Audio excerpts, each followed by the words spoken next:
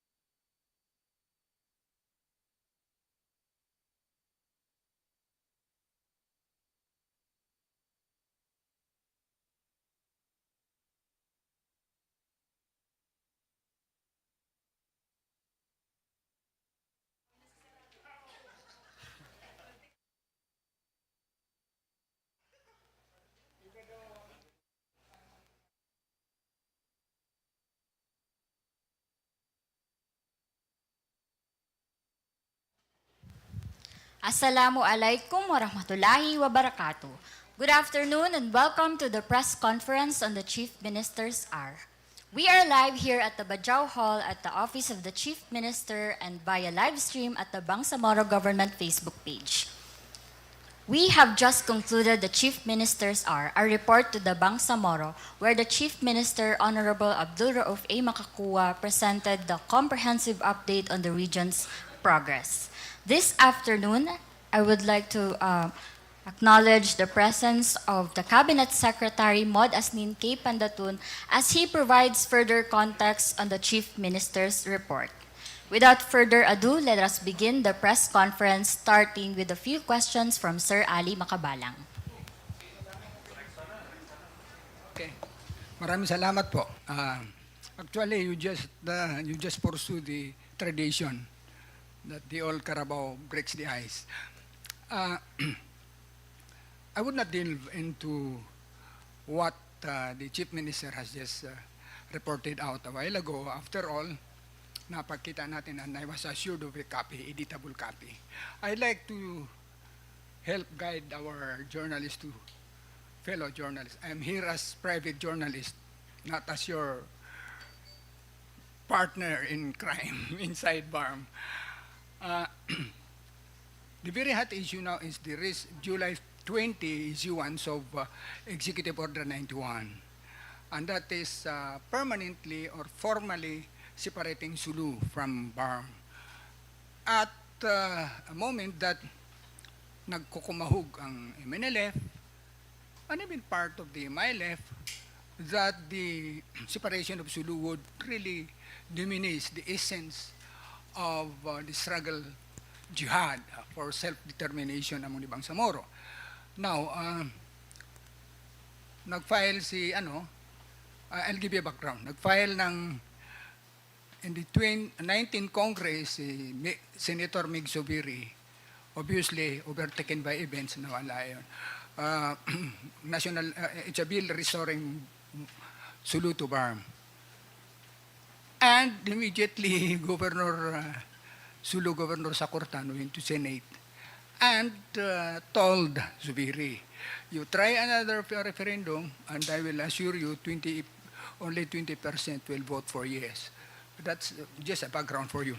I'd like to know, ano ba talaga ang official stand of the Bangsamoro Autonomous Governance as far as this one? Because the Chief Minister stand na pinakawalan is, we will never close our door for Sulu. But does it mean that assurance covers also not closing the door for initiative to restore Sulu back to BARM? Thank you very much, Kakali, for the initial question. The issue of Sulu now being transferred to Region 9, in effect as a result of the executive order issued by President Ferdinand Bongbong Marcos Jr., is really one of the heaviest, perhaps sensitive issues in terms of so far as the Bangsamoro Autonomous Region in Muslim Mindanao is concerned. But as mentioned, the Chief Minister, during his Chief Minister's report, already mentioned that we will never close our doors on Sulu. Several aspects in many sense of the word. One, administratively, we will continue to provide possible assistance to the province of Sulu despite them being transferred to Region 9. Ito ay alinsunod dun sa provision ng Bangsamoro Organic Law in which the BARM shall provide assistance to communities outside the Bangsamoro Autonomous Region in Muslim Mindanao. So doon na ho napapabilong yung pong province of Sulu. But this will also be the legal basis for us to continue provide certain services, certain programs allowed under the law. Ang pangalawang aspeto nung sinasabing we will never close our doors is on the political and legislative side of it. So meaning, kapag ho merong mga efforts to bring back Sulu through democratic means, people's initiative, another round of plebiscite among others, we will welcome that. Okay. Yun yung mensahe ng ating pong Chief Minister. Dahil alam naman po natin that the Bangsamoro's story, the Bangsamoro narrative, the Bangsamoro history, malaking bagay ho yung Sulu, our brothers in that area, yung mga Tausugan. Dahil marami pong mga nangyari in that part of the country, no, na nag-shape, naghubog nung pong kasaysayan ng Bangsamoro. Marami pong mga leaders, no, from Sulu, the province of Sulu, ang nagbuwis ng buhay para lang po marating kung ano ho meron tayo ngayon.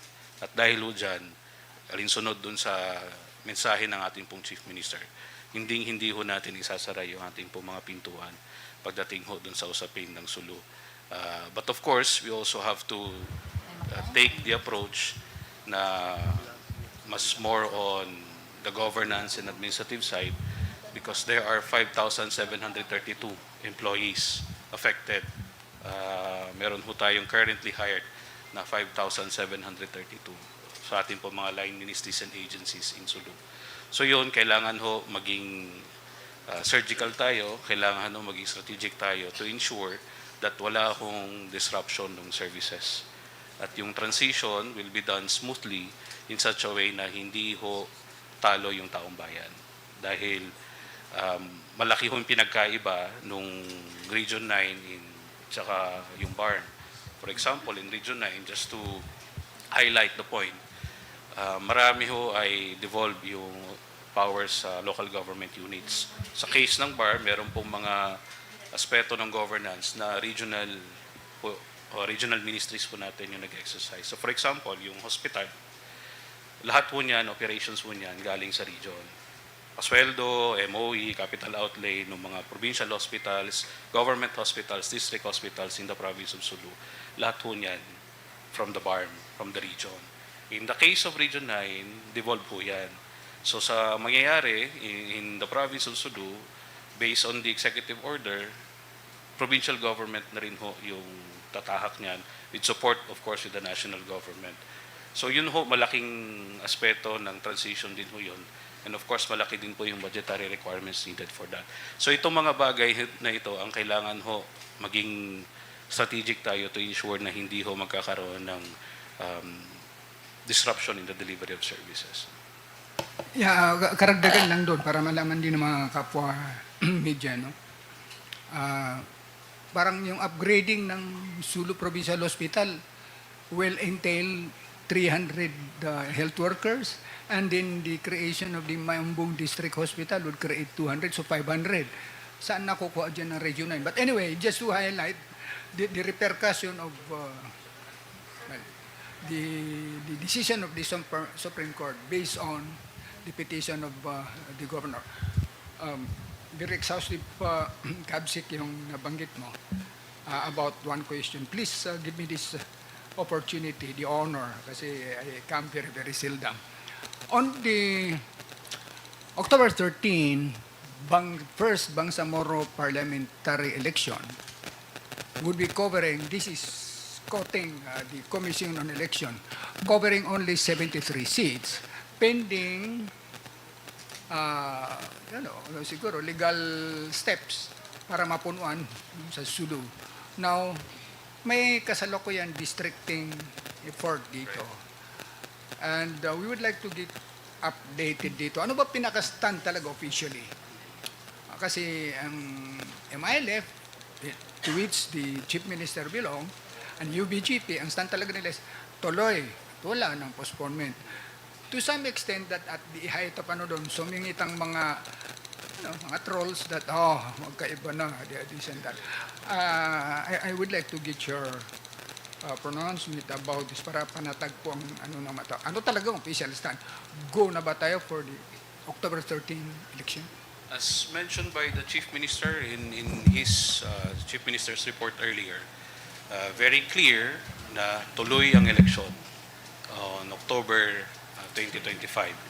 Yun yung kanyang nabanggit, and hopefully this will settle everything. Pagkakasabi niya pa nga, yung mga fake news here and there na kumakalat, tigilan na dahil nga ang directive, ang position ng ating pong Chief Minister is that we will continue tuloy yung election ng October, inshallah. As to the question whether 73 or 80, As nabanggit ni Kakaali, meron pa pong ongoing na legislative process to redistrict or to reappropriate the 7 parliamentary districts na originally intended for the province of Sulu. But of course, because of the Supreme Court decision, these are all hanging in balance. No? Ongoing ho yung legislative process ho niyan. Ang alam ho natin, based on public pronouncements also by COMELEC, that the preparations of COMELEC right now is that we will have a parliamentary elections with 73 seats. That's where we are right now. Okay? So, dahil yun yung official pronouncement, that's also our preparation in terms of the elections insofar as the Bangsamoro government is concerned. Notwithstanding, of course, any possible and legal changes na mangyayari in the future. But of course, you have to understand na hindi ho biro yung preparations for the elections. Yung printing pa lamang po ng mga ballots, no? Yung test machine, yung election machines, no? At saka yung pag-test ho niyan. And of course, yung ongoing na education information campaign natin sa ating po mga voters ay kailangan po natin i-continue at palakasin palalo. So, the point is, the preparations for the election is quite heavy, not only in terms of resources, but kailangan din po ng oras. And I think that's one of the reasons why the COMELEC already said that insofar as the Commission is concerned, they are already pushing and preparing for 73 member parliamentary elections come October, inshallah. Okay. Still on redistricting, I just received yung press release actually from the media division of the BTA. Nakita ko ron, kasi parang sinubmit na ng committee, yung nila Sinarimo at saka Uyud, for plenary deliberation. Ang nakalagay ron, isang paragraph is that in the event of Sulu, the deliberation would now focus on 80. Now, in case may mangyari na nationally legislated restoration of Sulu back to BARM, ang contemplation doon is mag-a-add ng seats. Will this be beyond the ambit of BOL? Kasi 80 lang nakalagay sa Parliament. What's the stand of the Office of the Chief Minister on this? Well, una, clear naman ho dun sa Bangsamoro Organic Law na 80, 80. yung member of parliament. But yung the idea of coming up with such ika nga ay parang colatilla is that in effect that's a testament dun sa we are still lingering in the hope na at some point baka ho maibalik natin yung Sulu through a democratic and of course legal process.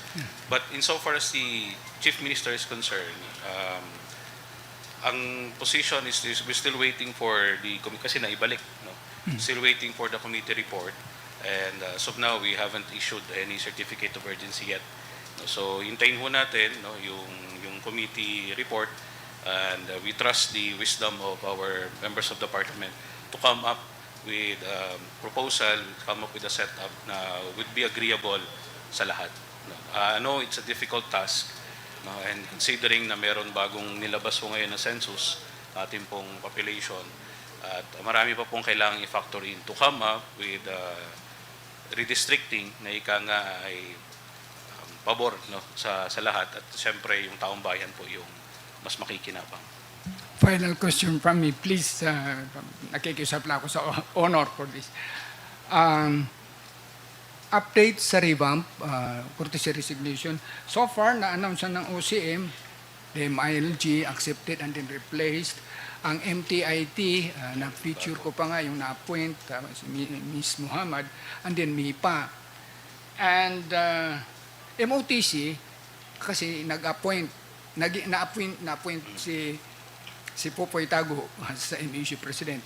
So, naging bakante. Ano ba bang in-expect? Yung official, para hindi na kami entertaining ng rumors. Sinasabi, MPW, quota ng somebody. This is your time to dispel or refute. Reserve daw for Siya po yung MPW. Sabi ko, pati ba naman ako i-fake news mo? Update po so far sa revamp. We're waiting for yung nabakante na lang ho ni Attorney Popoy. Okay, so yung pong MOTC, we're still, the Chief Minister is carefully deliberating yung mga names na being considered. But rest assured that this will be done as soon as possible. Kung sino po yung magiging minister po natin sa MOTC. The rest, no, as mentioned, yung iba ho ay accepted, meron na rin pong replacement, but majority or retained. No? In other words, decline po yung kanilang courtesy resignation. So hintayin na lang ho natin, no, yung further announcement insofar as the composition of the cabinet is concerned. Very few na lang ho ito. No? One is MOTC. Hint lang, Maranaw din ba ang papalit sa MOTC? Thank you. Tabayanan ho natin. But the Chief Minister is considering yung ethnic balance. That's one. So, doon ko na lang siguro sasagutin, akali. Our next question would be coming from Ma'am Lexi of Star FM. Good afternoon po, Kabsec. Assalamualaikum warahmatullahi wabarakatuh. Sir, my question po is, ano po ang pinakakongkretong tagumpay po ng bagong administrasyon? At ano po sa unang 5 buwan po, di ba tama po? Ano po ang direktang, o paano po ito direktang naramdaman po ng mga ordinaryong Bangsamoro? Yung nabanggit ng ating pong Chief Minister, for one, sobrang dami. In a span of 5 months, overwhelming yung pong list of accomplishment. No? And it's a testament doon sa pagpukpok din talaga ho ng ating pong Chief Minister to the various ministries and offices of the Executive Authority to fast-track everything and double-time everything. In terms of achievement, we can say na nararamdaman naman na before, but ika nga mas nararamdaman ngayon. No? Not only in the delivery of our operations, of our programs, but for example, maalala nyo yung pong direktiba ni Chief Minister na yung pagbayad sa mga suppliers, pagbayad sa mga contractors, to the point na nagkaroon ho ng special task force for that. No? Continuing yung trabaho na yun at naramdaman na yung processing ng pagbayad dun sa mga utang, so to speak, ay mas napabilis ngayon. Pangalawa, yung nababanggit niya madalas na no late o'clock. Although this may sound very mundane to others, but this is actually a testament doon sa kanyang leadership din ho mismo. Ngayon, mapapansin nyo, ako personally, dati nagta-traffic dito kapag mga bandang past 8. Diba? Nag-uumpisa ng traffic build-up niyan. Ngayon, alas 7 pa lang, 7:30, nag-uumpisa na yung traffic build-up. And personally, I can attest na minsan, actually madalas, mas nauuna pa si Chief Minister dumating. First in, last out. Pag wala siyang official travel elsewhere, rest assured, nandito ho sa opisina yan. At madalas ho, nauuna pa sa amin. At madalas, siya din ho yung huling umuwi. Gabi na ho, usually. So, yun, again, that may sound mundane, but it speaks a lot about yung dedication ng Chief Minister natin to finish yung dapat tapusin during the transition period. And at the same time, makapagramdam sa ating mga kababayan yung mga accomplishments na pwedeng nating masabing we can be proud of. Kasi we are already at last remaining chapters of the transition period. Our next question will be coming from Sir Ferdinand Cabrera of GMA. Hi sir, magandang hapon. Sir, just follow up lang again sa Sulu. What will happen dun sa around 5,000 employees? At ano ang transition model ngayon na ginagawa ng BARM dun sa, kasi may mga programs pa kayo dyan. So slowly nagdi-detach na ba? At gaano kalaki yung masisave doon ng BARM na na-allocate for Sulu? Yung, kasi may natin, affected employees, we're looking at around 5,732. Ito po, kasama yung teachers, kasama yung mga doktor, nurses, yung mga provincial offices, ministries ho natin, mga personnel ho natin na nandun. In the executive order, they were given several options. One, pwede hong, ang isang option is they would be given separation incentives, no? Provided that they reach yung at least 5 years na service requirement. However, this will be tricky dahil nga matatanda natin 6 years pa lang naman po yung BARM. So kung susumahin ho natin just to elucidate no yung ilan sa mga issues na kailangan pag-usapan ng ating technical working group. Meaning kung for you to be entitled, hired ka na as early as 2019 or early 2020. Diba? Otherwise, hindi ho tayo papasok doon sa initial limit. Pangalawa, meron naman hong mga absorbed agencies na doon masabi natin na they would meet yung service requirements. So for example, yung MBHT, absorbed personnel naman ho yan, Ministry of Health at saka yung Ministry of Social Services and Development. In terms of programs, activities, and projects, as of now, we still continue yung naka-pipeline na 2025. But quite clear doon sa ating pong executive order na by next year, it should be the provincial government, the local government units, in support, of course, from the national government na yung mangunguna doon sa implementation ng mga programs, activities, projects, and delivery of services for the province of Sulu. However, gaya na nabanggit ko kanina, in the Bangsamoro Organic Law, meron pong provision na nagsasabing the BARM shall provide assistance to Bangsamoro communities outside BARM. So on our part, yun yung gagamitin nating legal basis na makapag-provide pa rin ng assistance. Kaya yun din yung directive ng ating pong Chief Minister. We will continue to provide programs, activities, and projects for Sulu. However, hindi siya kagaya nung dati. Of course, meron difference ho yan. But important na i-emphasize that despite of the unfortunate event na mailipat na sa Region 9 yung Sulu, ay meron pa rin ho tayong paraan para makapag-provide ng assistance ng mga programs, projects sa ating po mga kababayan sa Sulu.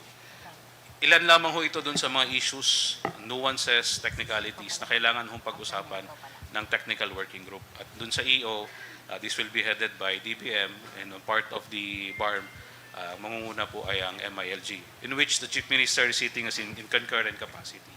So nakaschedule na ho very soon yung kanilang pagpupulong para matapos na ho ito. Dahil kailangan din ho nila mag-produce ng transition plan rather, for the Sulu 60 days after nung pag-issue nung executive order. So kailangan hong mabilisan ho ito at maging masinop at maingat ho tayo in implementing yung transition ng Sulu. Our next question will be coming from Sir Ersad Abdulatif from Voice FM. Mapya malulom Kabsek. Ang question ko po, nitong kamakailan ay nag-file ng petition ang former spokesperson ng MILF, si Ed Cabalo, ng petition para po ipadeklara ang batas na Republic Act 12123 na unconstitutional o labag sa batas ng BOL. Ano po ang pananaw ng Bangsamoro government dito po, Kabsek? Yung pong lahat naman ho may karapatan no to exercise yung kanilang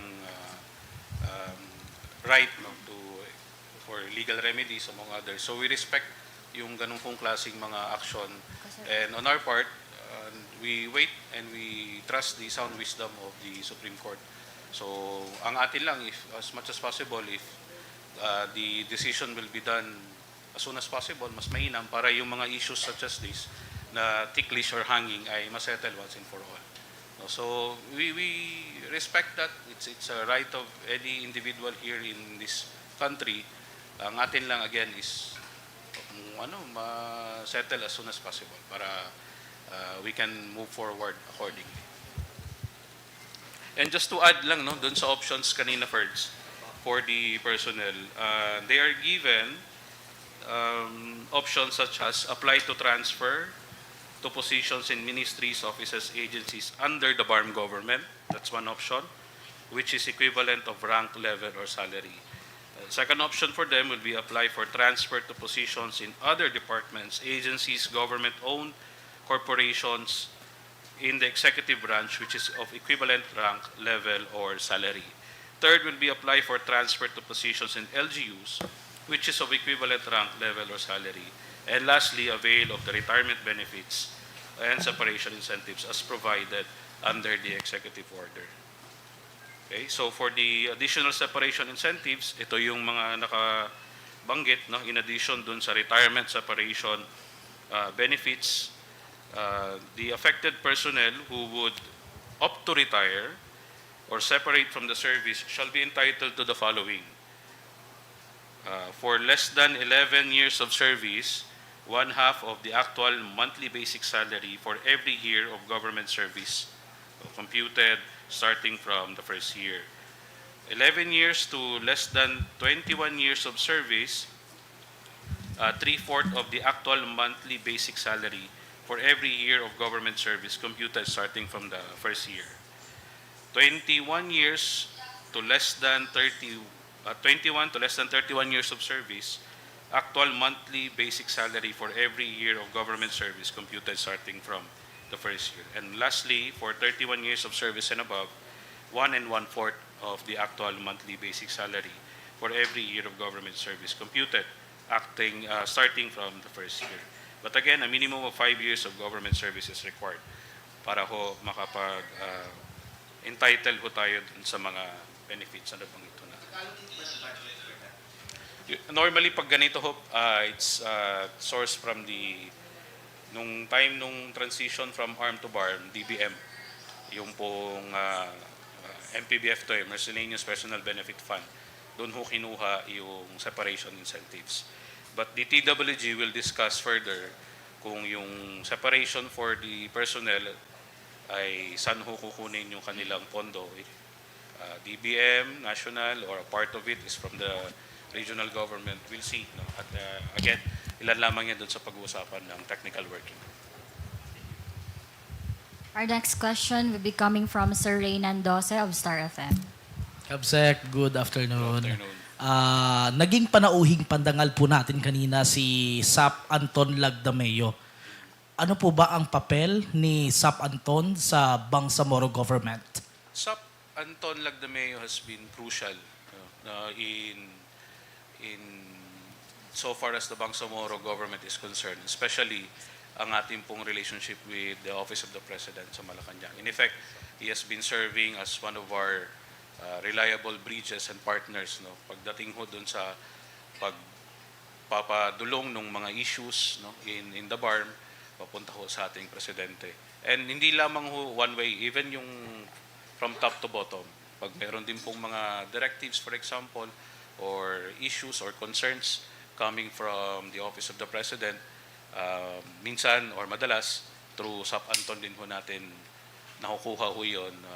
Of course, at ang kanilang healthy working relationship with our Chief Minister.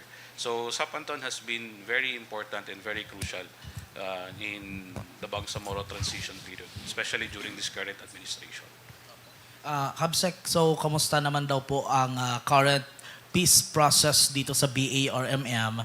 And so far, may mga project daw po ba ang BARMM at national government para maprotektahan ang peace process po dito sa rehiyon? The Chief Minister also mentioned kanina dun sa kanyang Chief Minister's report the importance of sustaining really the gains of the Bangsamoro peace process.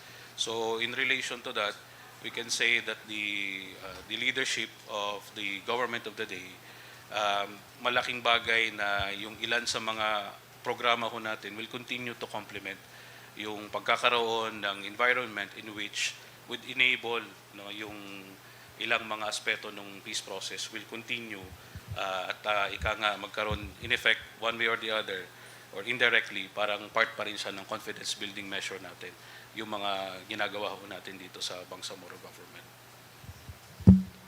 All right, our next question will be coming from Sir Nor Gayak of Brigada. Assalamualaikum warahmatullahi wabarakatuh, Kabsek.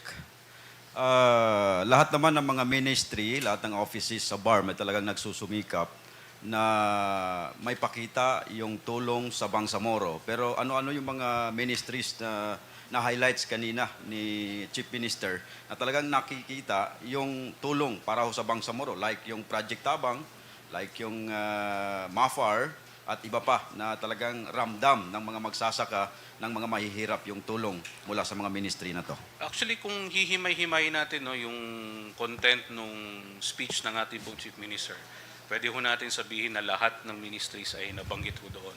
Of course, meron pong mga certain ministries na mas na-highlight dahil nga mandato naman nila on the first place na maging service-oriented, service delivery yung kanilang opisina o yung kanilang ministry.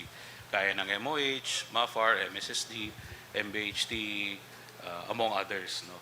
But ang makikita ho natin doon sa report ng ating pong Chief Minister, balanse. Hindi lamang hinighlight yung pong direktang tulong sa ating pong mga kababayan, hinighlight din ho yung focus natin at saka yung investment natin pagdating ho sa information communication technology, yung mga connectivity issues ho natin in the region ay tinitignan, pansin din ho natin.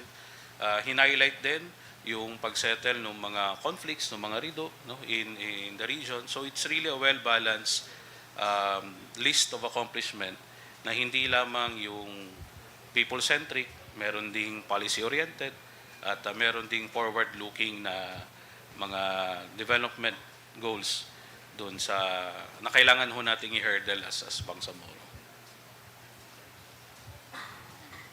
Our next question will be coming from Ma'am Shama Sunga of Business Week.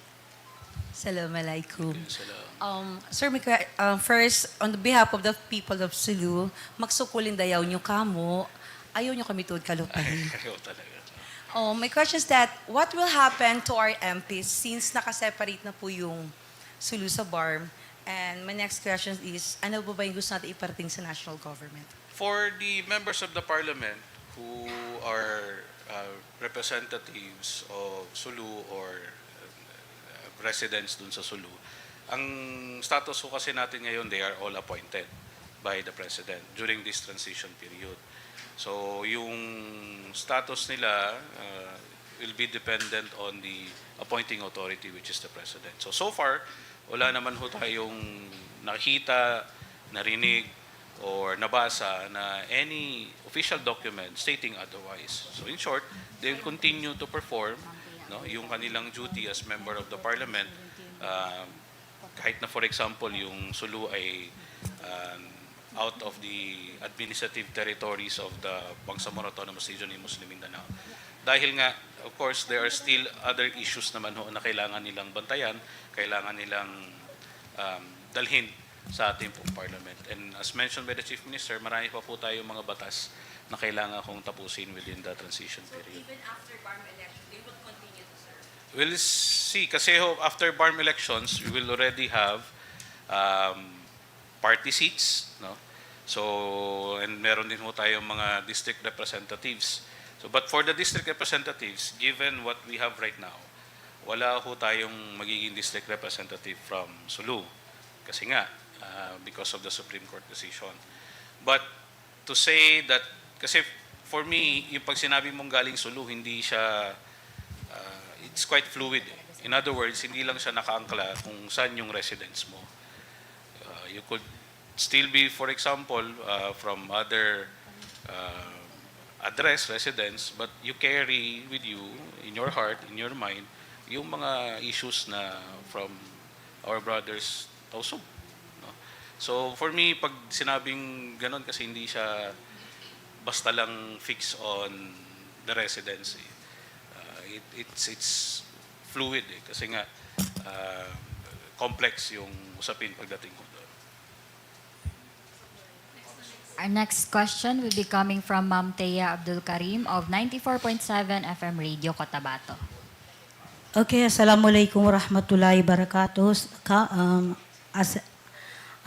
Asik and Kapsek, sorry. My question is, since natapos na po yung State of the Bangsamoro address ng ating Office of the Chief Minister, Honorable Abdulraof A. Macacua. So, ano po yung, paano po matutugunan ng BARM region ang mga, paano nila matutugunan yung mga issue ng seguridad dito sa ating BARM region, ano? Lalo na sa mga lugar na na doon pa yung banta ng karahasan at ano po yung konkretong hakbang or konkretong mechanics para upang matapos na itong karahasan dito sa BARM at mananatili yung kapayapaan. Maraming salamat. Doon sa latter part na ho ng speech ng ating pong Chief Minister, nabanggit ho doon yung kailangan yung continued support and reaffirmation ng national government. Nabanggit ho doon yung mga ministries and offices in the BARM na for those na kailangan ng idoble yung effort. No? Nabanggit din ho yung support and importance ng local government units in addressing many issues in the region. At isa ho nga dito yung issue on security. Minsan, meron hong mga security issues in our region that are very complex na hindi lang ho kaya or mas masusolusyonan if we use the whole of government approach. National, regional, at saka yung ating mga local government units. And the Chief Minister has been doing a lot of work in terms of coordinating with pertinent personnel. Although yung iba hindi na ho natin pwede pang i-publicize, but on part ho nung regular na trabaho ng ating po Chief Minister, yung pag-address nito mga issue nito. Kamakailan nagkaroon ho ng pagpupulong sa 6ID on the issue ng mga killings related to the non-Moro indigenous people. Nandun ho yung mga representative ng Bangsamoro government together with our national government at yung iba pang mga mechanisms ng peace process as well as the local government units. So ganung klaseng approach yung tinatahak mo natin ngayon to address issues of security in the Bangsamoro Autonomous Region. At this juncture, we will entertain our last two questions, and the second to the last question will be coming from Ma'am Daisy Mangod of DXMY. Magandang hapon po, Kabsec. Direct, magandang hapon po. Isa lang yung tanong ko po. Kamakailan ang palabas ng ang MILF Central Committee na to pansamantala na ibibitin muna ang fourth and last decommissioning process. We all know na ang BARM is a MILF-led government. Somehow, may epekto ba ito? Sa BARM? Or may epekto ba ito sa kabuuan ng peace process? Unfortunately, I cannot speak officially on behalf of the Moro Islamic Liberation Front. May separate na spokesperson for that. But so far as the Chief Minister is concerned, the Chief Minister Abdulraof Macacua, of course, he's wearing multiple hats. He's not just the Chief Minister, he's the Chief of Staff of the Bangsamoro Islamic Forces, he's also the Secretary General of the United Bangsamoro Justice Party, among many responsibilities. But the character of the Chief Minister is that he always has an open heart, an open mind, and he takes into consideration lahat ng mga issues from the organization, from the local chief executives, from all stakeholders.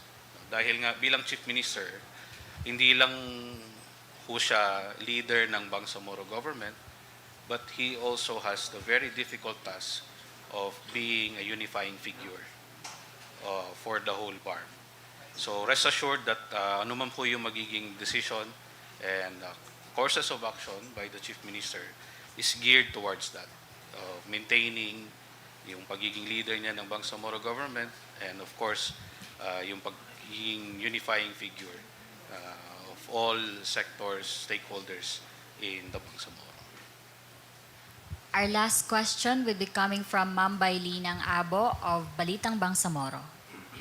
Assalamualaikum warahmatullahi wabarakatuh, Kabsec.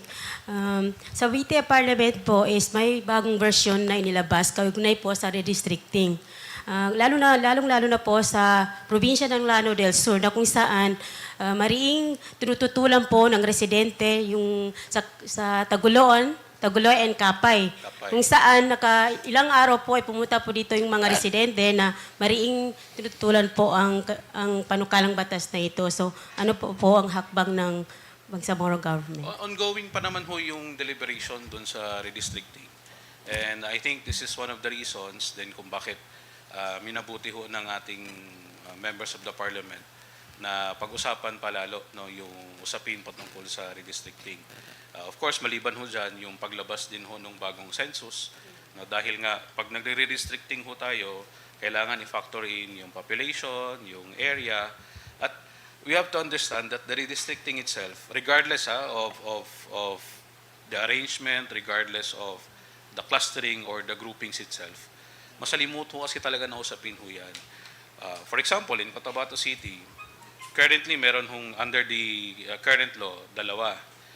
So kung magdadagdag ka ng isa, it's not as simple as adding one district. You have to carve out certain barangays from District 1, District 2, to come up with District 3. So imagine, Cotabato City pa lang yun. So imagine having that level of discussion, and you have to factor in several inputs, no, from various stakeholders to come up with a redistricting na ika nga ay acceptable sa lahat. I know it's a difficult task, but going back to your question, ongoing pa ho yung deliberation on that. So we'll see. And again, we trust the sound wisdom of the Parliament to come up with a law that will truly bring no, yung representation na kinakailangan ho natin sa Parliament through the district seats. And that officially ends our press conference on the Chief Minister's hour. On behalf of the Bangsamoro Information Office, we would like to extend our gratitude to our media partners and to our Cabinet Secretary Mohd Asnin K. Pendatun. We appreciate your presence and your commitment to amplifying the message of the Bangsamoro government. Assalamualaikum warahmatullahi wabarakatuh.